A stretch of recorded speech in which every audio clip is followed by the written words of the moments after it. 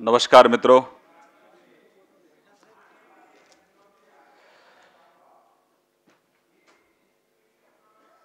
देश की सबसे पुरानी पार्टी के उपाध्यक्ष श्रीमान राहुल गांधी, जो लगातार 2014 के बाद उनकी पराजय हो रही हैं और उन लगातार होती पराजयों से वो बहुत बौखलाहट में है और अब हालात हैं कि वो अवसाद से ग्रस्त हो गए हैं।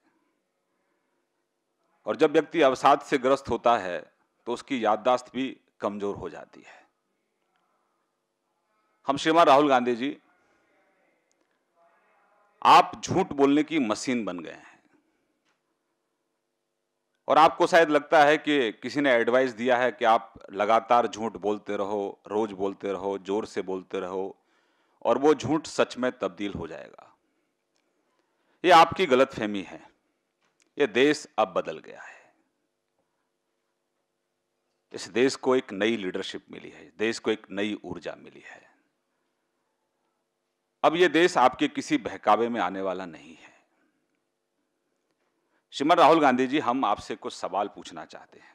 आप लगातार सवालों की बौछार करते हैं और आपके सवालों में सच्चाई नहीं होती है, वो सिर्फ राजनीतिक द्वेष की भावना से ग्रस्त होते हैं।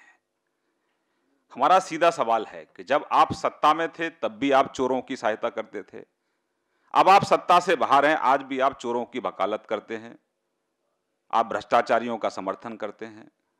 आखिरकार भ्रष्टाचारियों के साथ आपकी क्या साठगांठ है?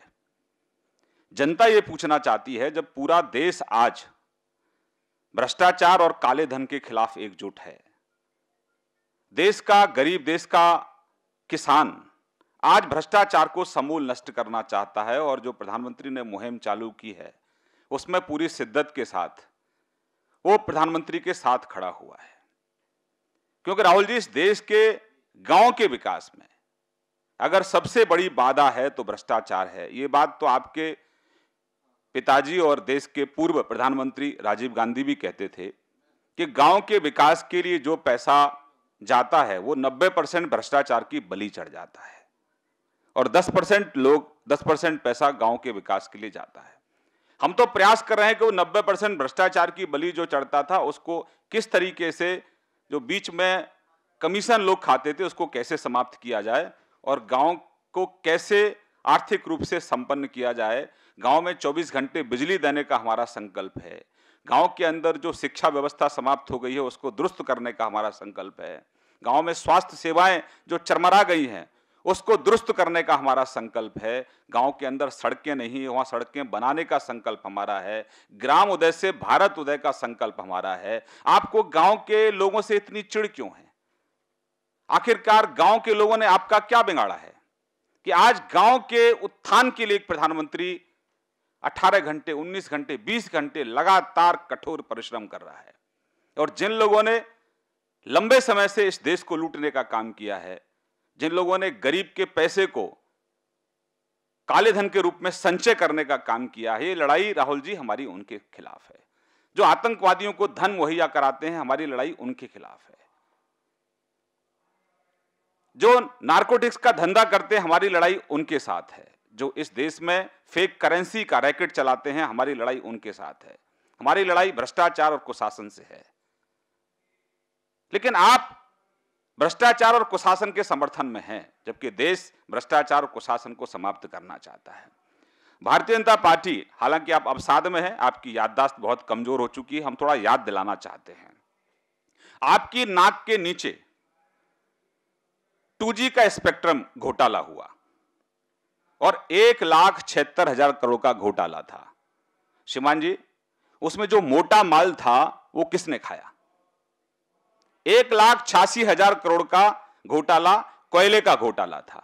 उसका जो मोटा माल था राहुल गांधी जी, वो कहां है और उसमें कितना कमीशन कांग्रेस का था? वो मोटा माल किसने खाया? 72,000 करोड़ का कॉमनवेल्थ का घोटाला था, उसमें मोटा माल किसने खाया? VIP चौपर घोटाला, आपकी ननिहाल इटली में जो घोटाला किया और जो घोटाले में जिन लोगों ने रिश्वत दी इटली में, उनको सजा हो गई। और आपकी सरकार थी, आपके नाक के नीचे कौन लोग थे जो घोटाला कर रहे थे और उसमें जो मोटा माल आया वो किसने खाया, ये जनता पूछना चाहती है। आप बार बार अडानी जी का, अंबानी जी का बहुत नाम लेते हैं, उतना आप शायद कांग्रेस के लोग सोनिया जी का भी नाम नहीं लेते हैं। आप गुमराह करने की लोगों को कोशिश करते हैं। आपकी नाक के नीचे 36 लाख करोड़ का जो कॉर्पोरेट जगत को जो आपने सौगात दी थी कर्ज माफ करके, उसमें क्या इंटरेस्ट था, आपका क्या हित था? विजय माल्या आपका परम मित्र है। 2012 में जब स्टेट बैंक ऑफ इंडिया ने उसके अकाउंट को फ्रीज कर दिया क्योंकि वो 1450 करोड़ नहीं चुका पा रहा था, फिर आपने उसको बेल आउट पैकेज क्यों दिया, 1500 करोड़ आपने क्यों दिए? जनता आपसे ये सवाल पूछना चाहती है। जनता ये भी पूछना चाहती है श्रीमान राहुल गांधी जी कि जब स्विस बैंक की जब सत्ता में आप नहीं है तो स्विस बैंक आपको याद आ रहा है, जब सत्ता में थे तो आप वही पॉलिटिकल पार्टी के नेता हैं, जब सभी सांसदों ने राज्यसभा के चेयरमैन को और स्पीकर को यह शपथ पत्र लिखकर दिया था कि हमारा विदेशों में ना तो कोई अकाउंट है ना ही कोई पैसा है, अगर है तो सरकारी संपत्ति उसको घोषित कर दिया जाए। राहुल जी, आपने क्यों नहीं शपथ पत्र दिया? क्या कारण थे? और जब सूची 2011 के आसपास आपके पास आ गई और सुप्रीम कोर्ट ने 2012 में एसआईटी के गठन के लिए आपको कहा, तो आपने एसआईटी का गठन 2012 में क्यों नहीं किया?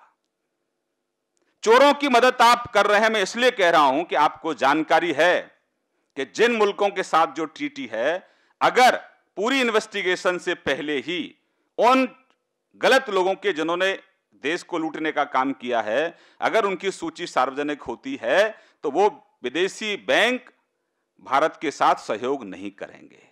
तो आप यहां भी उनको बचाना चाहते हैं। जनता को श्रीमान राहुल गांधी गुमराह करने की कोशिश मत करिए। आपकी बौखलाहट समझ में आती है क्योंकि अब पूरी तरह से आप फंस चुके हैं और अब तक तो जांच इधर उधर जाती थी, अब तो वीआईपी चौपर स्कैम में जांच राहुल गांधी जी आपके घर के दरवाजे पर पहुंच गई है और जवाबदेही आपकी बनती है। तू इधर उधर की बात ना कर, ये बता राहुल गांधी कि आपके कार्यकाल में इस देश का गरीब का खजाना कैसे लूटा और इस लूट में मोटा माल किसने खाया? यह जनता आपसे पूछना चाहती है। आप जनता को बहकाने का काम कर रहे हैं।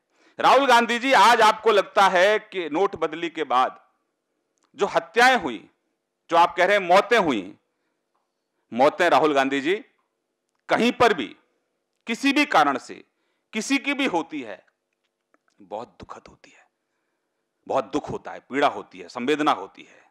हमें भी बहुत संवेदना है, लेकिन आपके चेहरे पर, आपके माथे पर तो लगभग 695 किसान प्रतिदिन आत्महत्या करते थे। ये तो बेशर्मी की पराकाष्ठा है श्रीमान राहुल गांधी। आपकी नाक के नीचे 10 साल के अंदर 2.5 लाख से ज्यादा किसानों ने आत्महत्या की। हम मौतों पर राजनीति नहीं करते क्योंकि मौतों पर राजनीति करने का कांग्रेस पार्टी का इतिहास रहा है। सत्ता की हवस के लिए जलती चिताओं पर भी कांग्रेस रोटी सेकती है। देश का बंटवारा सत्ता की हवस के लिए किया। दोनों साइड में लाखों लोग मारे गए। अगर चाहती उस समय कांग्रेस तो उस बंटवारे को रोक सकती थी, वो जो जनसंहार हुआ उसको रोक सकती थी। मौतों पर राजनीति मत करो, ये बात निकलेगी तो बहुत दूर तक जाएगी। हमारी सरकार की कोशिश है, देश के प्रधानमंत्री की कोशिश है कि इस देश के किसान को एक सुरक्षा कवच दो कि ये जो मौतों का सिलसिला है इसको रोका जाए। इसलिए हमारी सरकार ने 2.5 साल में 2 बार एमएसपी बढ़ाने का काम किया है। श्रीमान राहुल गांधी, ये हमारी सरकार है जिसने किसान को फसल बीमा योजना दी है। और हम सवाल ये भी पूछते हैं कि जब जो फसल बीमा योजना का लाभ भाजपा शासित राज्यों में किसानों को मिल रहा है, हिमाचल के किसानों को क्यों नहीं मिल रहा है? क्योंकि वहां आपकी सरकार है। आपकी करनी और कथनी में बहुत फर्क है राहुल गांधी। आप जहरीली जबान बोलते हैं और जहरीली जबान के साथ साथ वो बहुत खोखली भी होती है, तथ्य उसमें नहीं होते हैं। राहुल गांधी जी, आपकी पार्टी का केजरीवालकरण हो गया है। ये देश झूठ बोलने वालों को स्वीकार नहीं करता है।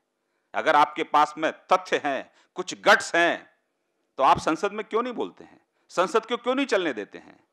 आपको मालूम था कि संसद में आपकी पोल खुलेगी और इसीलिए झूठ का ढोल आप बजा रहे हैं, जिससे कि आपकी जो कमियां हैं, आपकी जो विफलता है, आपकी जो सरकार के द्वारा किए गए गलत काम हैं, वो लोगों तक नहीं पहुंचे। राहुल गांधी जी, देश के प्रधानमंत्री पर झूठे आरोप लगाने का आपका बड़ा लंबा इतिहास रहा है।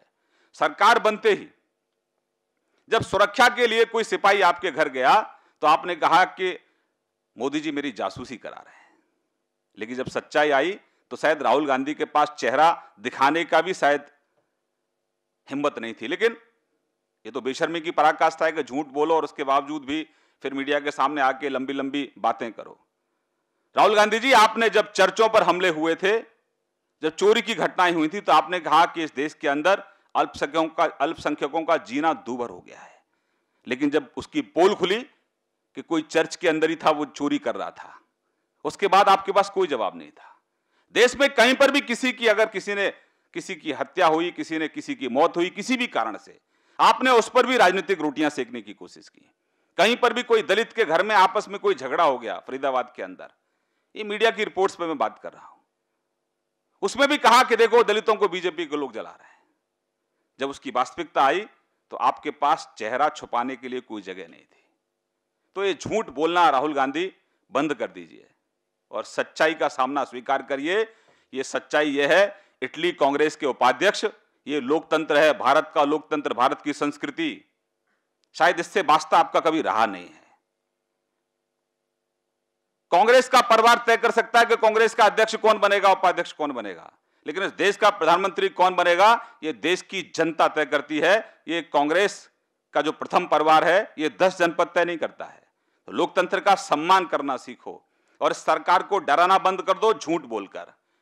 ये झूठे आप कंप्यूटर से कुछ निकालकर कुछ दिखाते रहते हो पब्लिक को कि देखिए देखिए देखिए, ये झूठ बेचना बंद कर दो। झूठ बिकता नहीं है, झूठ के पैर नहीं होते हैं, झूठ बहुत जल्दी विलुप्त हो जाता है। सच्चाई यह है कि आप अपने ही द्वारा जो बुना हुआ मकड़ जाल है उसमें पूरी तरह से कांग्रेस पार्टी फंस चुकी है और इसलिए लोगों का ध्यान बांटने के लिए आप लगातार गलत बयानबाजी कर रहे हैं। हमारा आपसे आग्रह है कि कांग्रेस पार्टी पूरी तरह से, जनता ने कांग्रेस पर भरोसा करना बंद कर दिया है। कांग्रेस के नेताओं ने राहुल गांधी पर भरोसा करना बंद कर दिया है। बड़ी तादाद में कांग्रेस का पलायन दूसरी पॉलिटिकल पार्टियों की तरफ हो रहा है। भारतीय जनता पार्टी की तरफ बहुत बड़ी तादाद में लोग आ रहे हैं और अब तो हालात ये हैं श्रीमान राहुल गांधी कि आपके साथ में जो विरोधी पक्ष के लोग भी थे वो भी आपको छोड़ते हुए चले जा रहे हैं, क्योंकि आपकी विश्वसनीयता नहीं है, आप पर लोग भरोसा नहीं करते हैं, क्योंकि आपको स्वयं नहीं पता है कि आप क्या बोल रहे हैं। तो हम आपको निवेदन करना चाहते हैं कि लोकतंत्र का सम्मान करिए और यह सरकार लंबे समय तक रहने वाली है। आदत डाल लीजिए, आदत पड़ जाएगी। मेरी तरफ से इतना ही, बहुत बहुत धन्यवाद।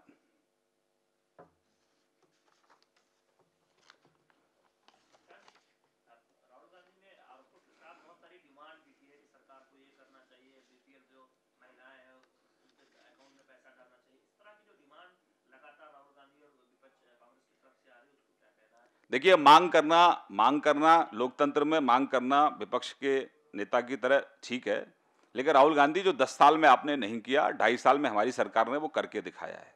90 से ज्यादा ऐसी योजना है जो गरीब कल्याण के लिए योजना है। ये हमारी सरकार है जिसने 1 रुपये महीने के हिसाब से लोगों को 2 लाख का दुर्घटना बीमा दिया है, 1 रुपये प्रतिदिन के हिसाब से 2 लाख का जीवन बीमा दिया है, 3.5 करोड़ लोगों को मुद्रा बैंक के माध्यम से स्वरोजगार की योजना हमने दी है। किसान के लिए अब तक जो दालें होती थी उसका एमएसपी तय नहीं होता था, हमने 5,500 रुपये प्रति क्विंटल दालों का एमएसपी तय किया है।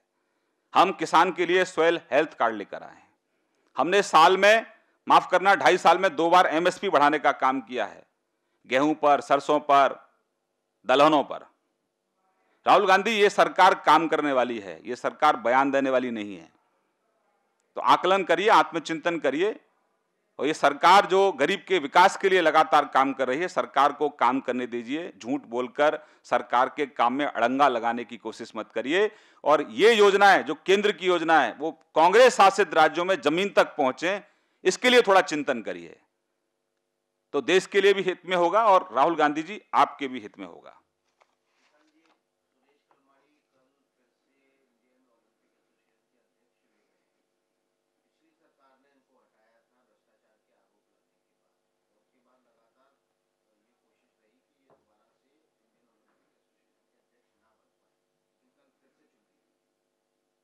इस राहुल वाले इशू पे अगर कोई किसी का जवाब है तो। बहुत धन्यवाद।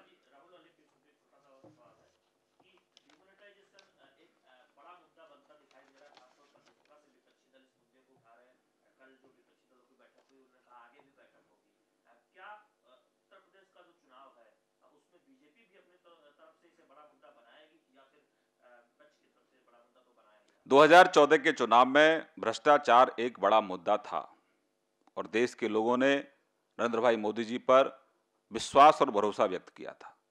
2.5 साल में वो भरोसा और विश्वास और मजबूत हुआ है। जिस तरह से भ्रष्टाचार को समूल नष्ट करने के प्रयास हमारी केंद्र की सरकार के द्वारा किए गए हैं, उसकी सराहना गांव तक हो रही है, शहरों में हो रही है। लेकिन दिक्कत यह है कि जिन लोगों ने भ्रष्टाचार से काला धन संचित किया है, खासतौर से पॉलिटिकल पार्टियों को, उनकी जो रात की नींद है वो खराब हो गई है। जहां जनता बहुत खुश है, वहीं जो पॉलिटिकल पार्टियां हैं जिन्होंने भ्रष्टाचार का जिनके साथ गहरा गठजोड़ था, उनको जरूर तकलीफ है, लेकिन जनता बहुत उत्साहित है, जनता बहुत खुश है और लोगों को लग रहा है कि अब इस देश से भ्रष्टाचार समाप्त होगा, तभी गांव का विकास होगा। बहुत धन्यवाद।